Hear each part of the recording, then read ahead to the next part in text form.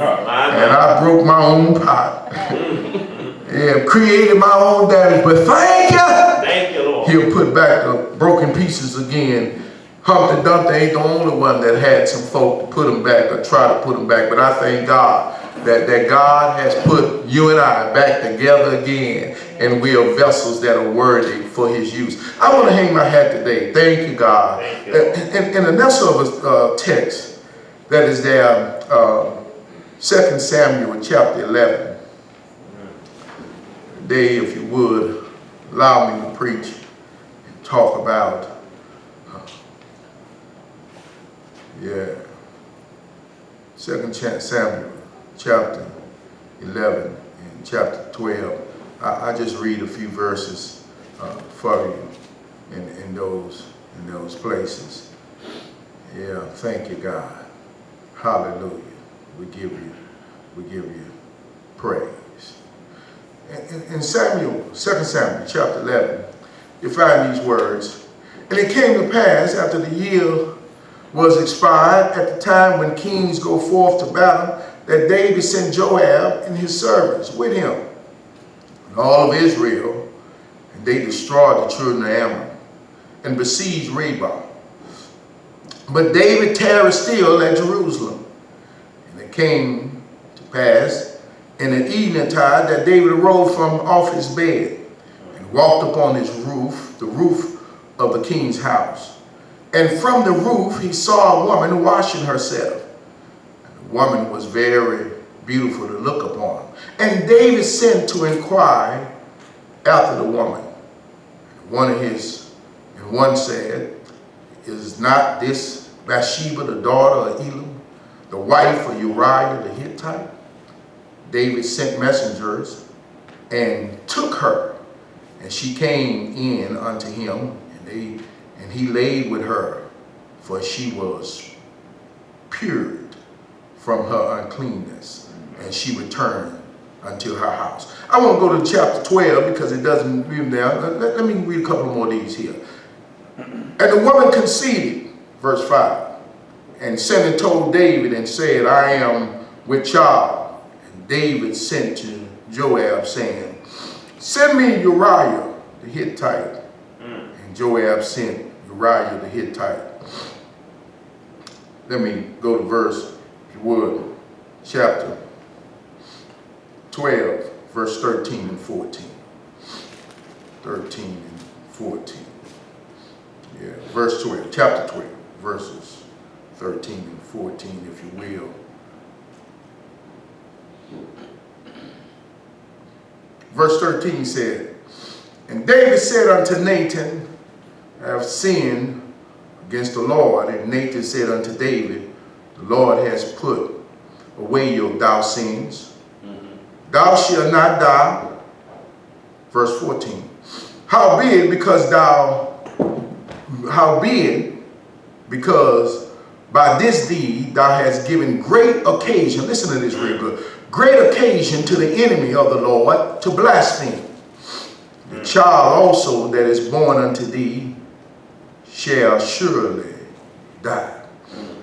I want to hang my hat there, if you would. Yeah.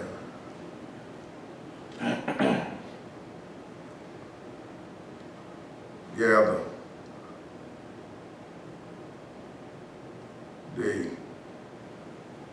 talking about winning public wars while losing private battles.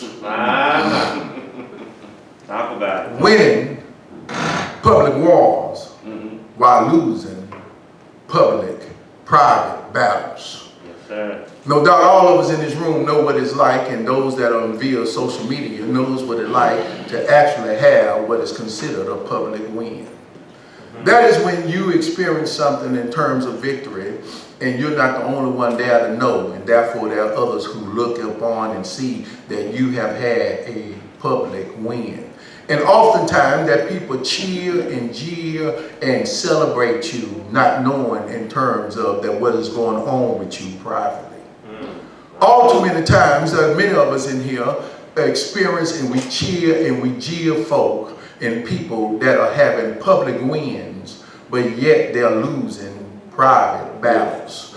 And the issue in terms of having public wins and losing private battles is that the whole of your story is not told, and people really don't see where your struggle is, and they really don't know in terms of what you're really dealing with and what you're going through, and what really is masked behind the public win. And while we are cheering and jeering and celebrating and assuming that everything is well in their world, that oftentimes that our world, their world, other people's world are crumbling, and we don't even know it.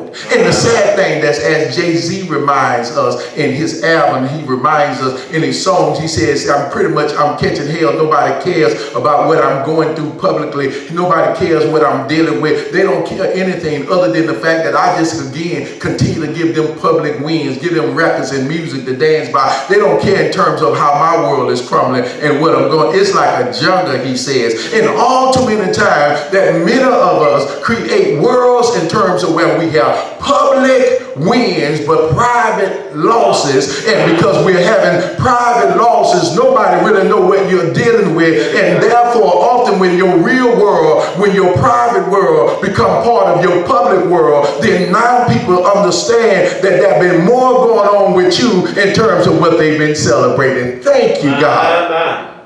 Help us, God.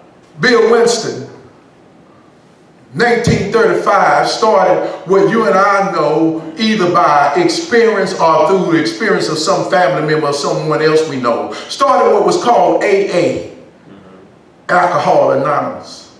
It is Bill Winston who starts AA and gives this tool, gives these principles to men and women that are going through addiction in terms of alcohol, and they're fighting in their private world. And he sets forth a platform, him and Robert gives a platform in terms of those who will be able to follow the principle. He creates a group of people that will get together and support one another, heal each other, and help each other heal and recover from AA, from alcohol. And he gives this to men, and he gives it also his testimony of once being addicted to the alcohol, once being a victim of alcohol, now had become a victor. And there we gave him public celebration in terms of him winning not only over his own personal, but also giving others the principle so that they can win over their battle with alcohol. And we celebrated him and celebrated him, but nobody knows that he was winning, having a public win, but at the same time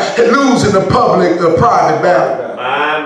Nobody knew that he was no longer addicted to alcohol, but he was still addicted to illicit relationships. Nobody knew that he was no longer addicted to alcohol, but he was addicted to cigarettes and couldn't put them down. Nobody knew that he had an eating problem. Nobody knew that he had other addictions that he was losing in the private context of his life, while at the same time we were celebrating him. Now listen, as of today, there's 2.1 million something signed on to AA. That's just for the day. That's not talking about since 1935.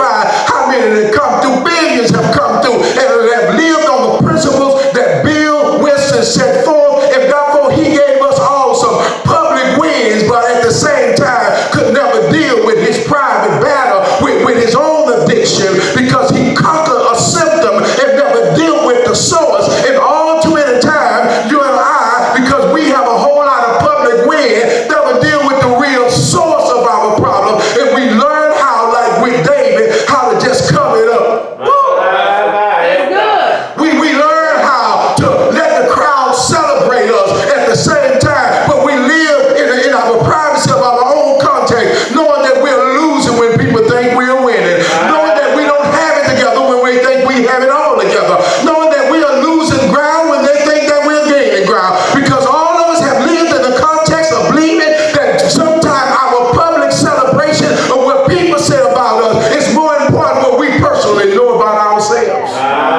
Thank you, God. Yeah, that shot right there, but for the grace of understanding that no matter how many times I win in front of you, except I'm winning in my private context, then I'm not really winning at all. One more time, somebody may want to post that. It doesn't matter how many times I win in front of you, that if I'm not winning in my private context, then I'm not winning at all. Thank you, God. Can I help you this morning. Thank you, God. I really want to shout. I didn't want to preach this text again. I think I already preached it this year or within the year. I didn't want to preach this text again. Didn't want to come back to it. Tired of unfolding dirty laundry so people can continue to have the same familiar common thoughts about this thing. But this thing, God showed me, this thing is deeper than a man desire for a woman. This thing is deeper than a man trying to cover up his sin.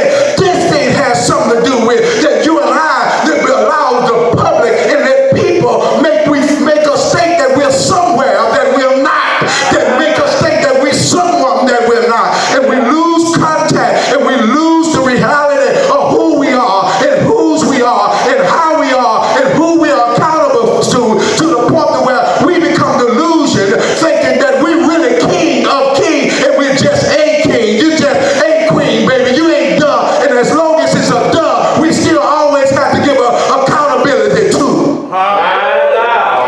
Yes, Lord. David is experiencing victory, but he's losing a private battle. They defeat Amnon. Jesus. And they're celebrating David one more time. He's not at the battle. He's not at the war. But the issue is he's the king because when they celebrate, he celebrates. That's right. And when they win, he wins. That's And right. when they go for, his name is called. And one more time, the kingdom is celebrating David. And not knowing that he's almost about to make one of the worst mistakes he could have made in terms of being king over anyone because he doesn't deal with his private issue. Thank you, Lord.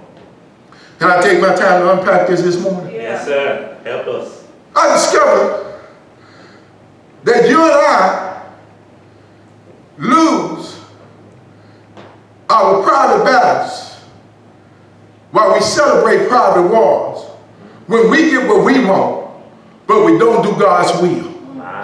Wow. Help us, Lord.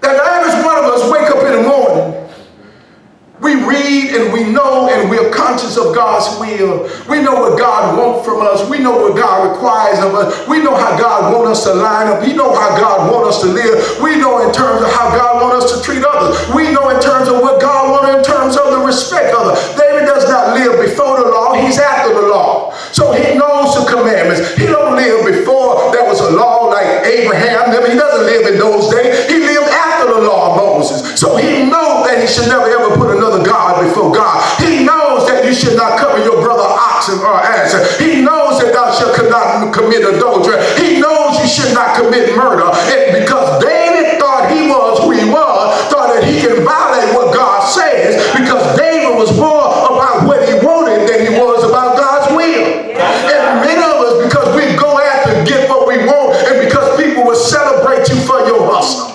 People will celebrate you for your success. People will celebrate you for your drive. People will celebrate that you are accomplished. People celebrate that you're acquiring things and you're making acquisitions and you're moving up the ladder in success. But at the same time, you can be doing all of that and still losing the private battle that really goes on in terms of what is really going to keep us stable and what's going to really make us real successful, what's going to make us successful before God and man. And so many times we're celebrating people that has a whole lot of public wins and win public wars, but they lose private battles. My God. Thank you, Lord. That's good, Pastor. Bill Winston keep on reminding us Speak up. that you can be one of the most successful people in the world and still lose private battles and end up dying losing.